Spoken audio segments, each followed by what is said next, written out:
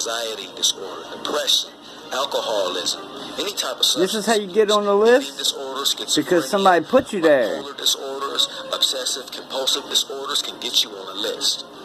You can be a target of gang stalking if you have any of those disorders. Then they also put in there and other community issues. Meaning, what issues? Let's say this. Let's say you have a dispute with a neighbor. Did I have one? A stakeholder, meaning a judge, a lawyer, a police officer, someone with pull, and the law enforcement community. You can get on this list. Yeah, you can be harassed because you're causing a problem in the community. Really? When did I do that? Metal detecting is causing a problem. Some type of disorder in the community, playing loud music, getting DUIs. Really? With your wife and that people can hear you next door. Guess what? You can be gang stalked. Oh, really? My wife's been dead since 2012, so... Community-orientated police, they call it also.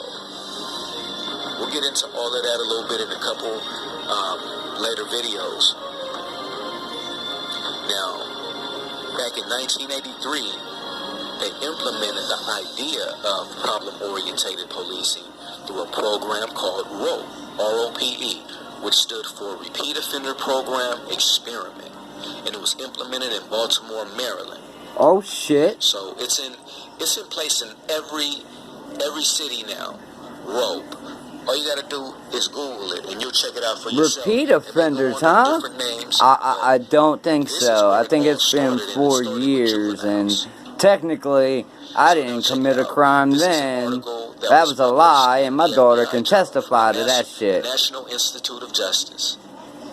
Main terms: recidivist, crime control programs, repeat offender programs. So that would mean that's fucking harassment, profiling, stalking. Features included system-wide coordination, executive support, information sharing, reallocation of resources, and planning. So basically, it lets you know right here that did I hear somebody just yell fuck? With every police organization everywhere in the United States.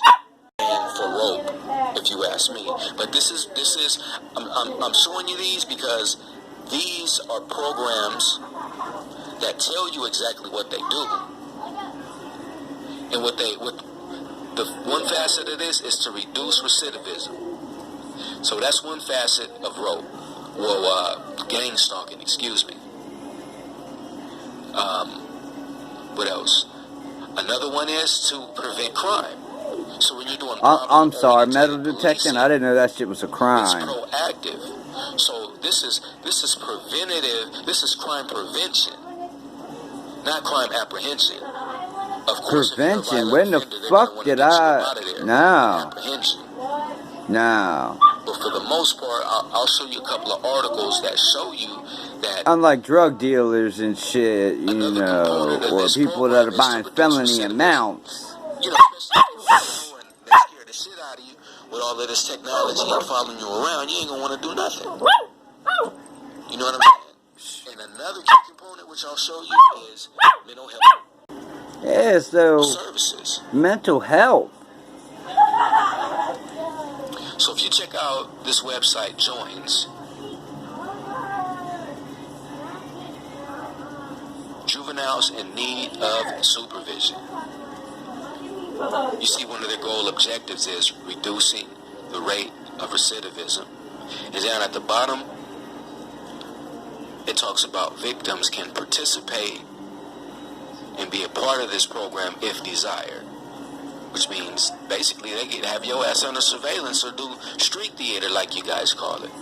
And in my previous video, when I discussed victims being a part of the program, here it is in black and white for you. Now, check it out. On Joins, it says, every juvenile arrest is screened for Joins eligibility as a threshold offender. Now, remember, I just showed you the FBI article published about ROPE. And their goal was now see, this sounds like profiling. It sounds like harassment. So this has been going on since 1983. Hearsay you can't cross-examine hearsay in a court. To join this program to see if they're threshold offenders. Now let me go back here. Practice and theory. we're still on the crime element of the program. In the middle, you have disorder and other community issues. What community issues? Let me hear my issue. Metal detecting, cleaning up all the motherfuckers' trash from the 70s and 80s. Control Law Enforcement Act of 1994. And the only reason I want to do that is just to show you where they get their funding. It's bills like this that will help you understand a little more how they have so much money. And if you see right here, in 1994, when this crime bill was passed by Congress, crime prevention programs were given $6.1 billion. But they ain't supposed to be torturing people. $6.1 billion for crime prevention programs. Hitting you with fucking shocks or stalking. They also gave all these other trying to stop your heart with crowd control devices. I'm assuming. So they have no shortage of cash, trust me. Oh yeah, they gonna have a shortage. Services, they getting even more money. We'll get into that. But this sounds like some straight up Nazi style bullshit right here. Of mental health, really quick. When I was talking about mental disorders. Just because I don't want to be around other people, that's my fucking business. But you can qualify to be gangster. Just because I don't want to be on a bus with 30 motherfuckers sitting elbow to elbow, that's my business. There's a lot of people out there that suffer. Nobody gets to choose what the fuck I think. So nobody gets to choose about my social anxiety or anxiety period by making it worse. So we're gonna check out this article here that I have pulled up. And this article is talking about mapping the criminal justice system to connect justice-involved individuals with treatment and health care under the Affordable Act. I get health care, so, you know, I see a doctor, so, now, how does this tie in? Let's check out this article. State and local criminal justice systems are poised to change the way they do business.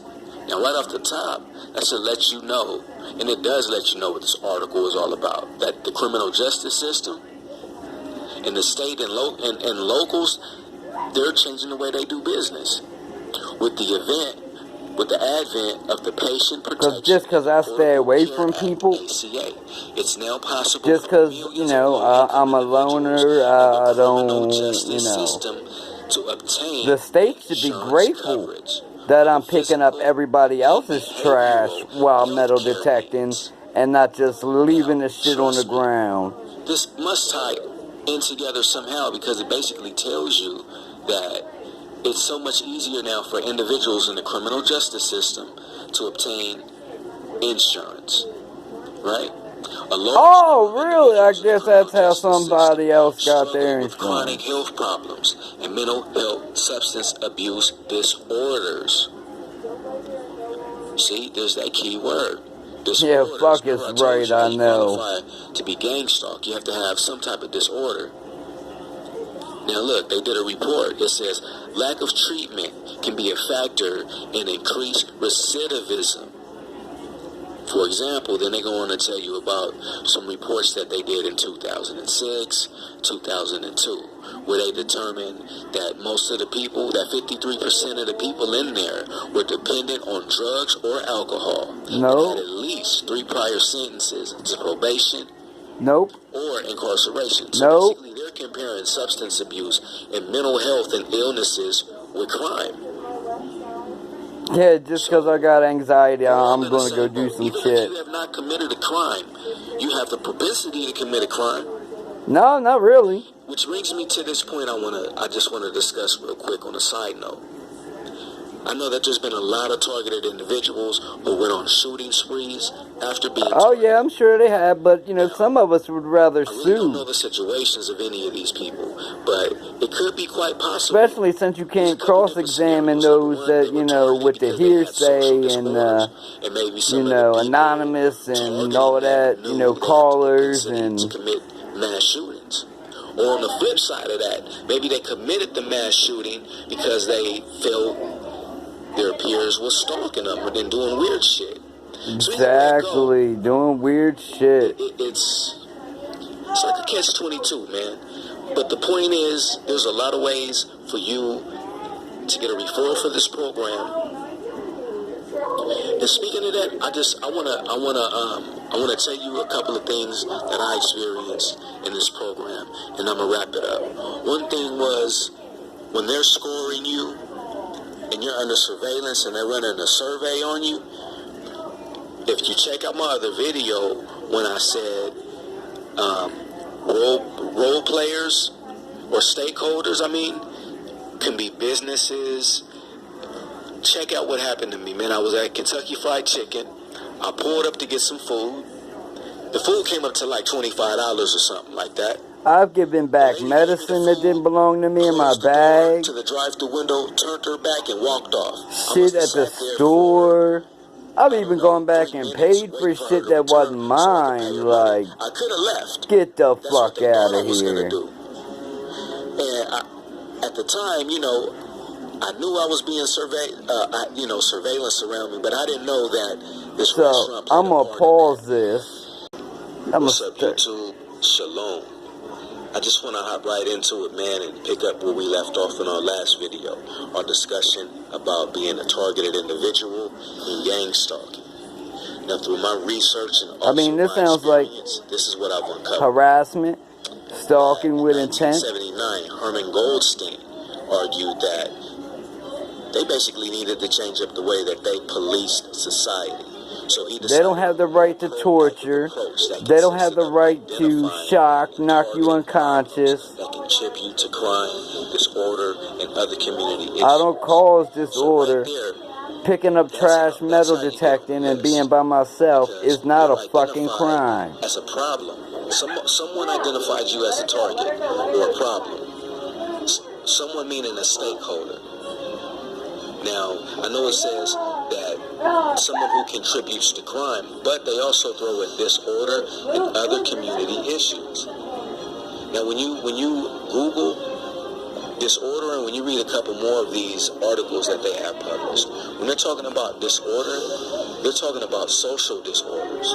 They're talking about mental health conditions like panic disorder, generalized anxiety disorder, depression, alcoholism, any type of substance abuse, eating disorders, schizophrenia, bipolar disorders, obsessive compulsive disorders can get you on a list.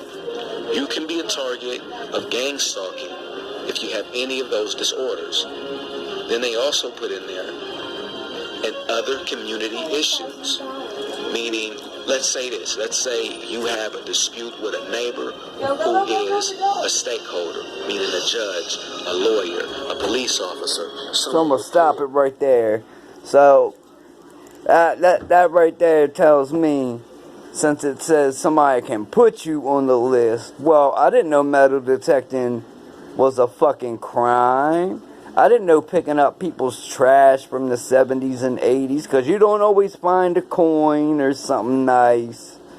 No, about 95% of the time, it's trash. And, when you out picking up motherfuckers' trash from a decade ago, you're doing the county a favor.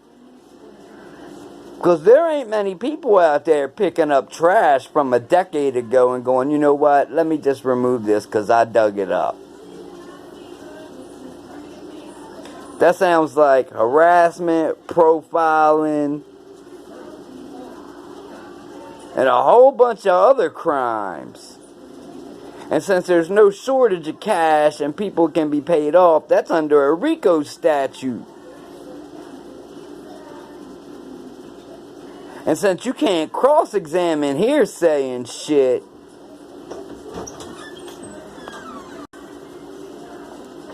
so, now, that sounds kind of like, the mobbing and shit.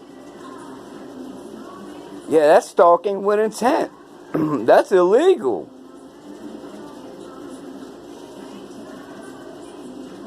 That's my priority if I want to walk around by myself. If I want to be alone, I don't want to get another girlfriend. I don't want to fucking remarry. I don't want to be around a group of people. Because groups always bring trouble. When you're by yourself, you can control what the fuck you do. But ain't a motherfucker out there got a right to increase your anxiety, to increase what the fuck you got going on. Not one. They ain't got the right to torture, take time from your life, and then use crowd control devices to fucking physically harm you. Now, the funny part about that is when you rent, the landlord is responsible for all damages. Period. That's one. But then, this program, they responsible for a whole bunch of damages too.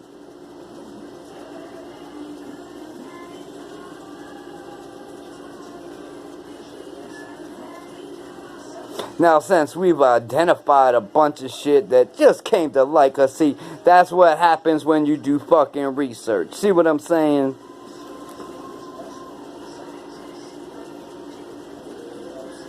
So those who aid and harbor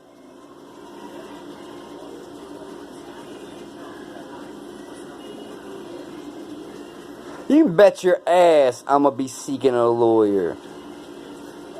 You can bet your ass till that shit turns purple.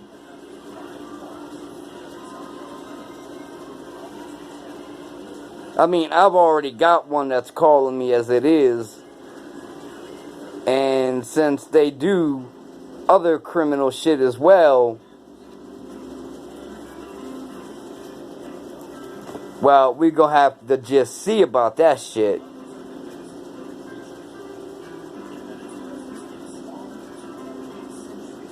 And we gonna step it up, because we gonna do, oh yeah, we gonna do habitability, we gonna do small claims, we gonna do everything under the sun. Because your friend, remember? Your friend. And then the person that, you know, I keep yelling, I hear.